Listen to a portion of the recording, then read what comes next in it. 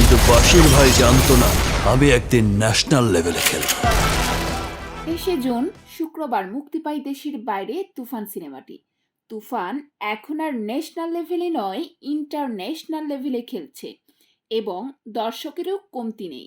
যেই দর্শক শ্রেণী শাকিব খান বলতে অপছন্দ করতেন, তারা এখন শাকিব খানের ভক্তে পরিণত হয়েছেন এবং তুফান 2 দেখার জন্য মুখিয়ে আছেন।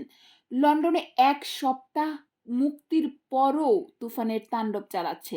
লন্ডনের ওয়েস্টফিল্ডের ভিউয়ে, ইলফোর্ডের সিনেওয়ার্ল্ডে এখনও পুরো দস্তর হল ভর্তি মানুষ দেখতে আসছেন দল বেঁধে। এই ব্যস্ততার শহরের থেকেও বাংলা সিনেমার প্রতি শুভকামনা। আমরা আরও এমন ভালো বাংলা সিনেমা দেখতে চাই।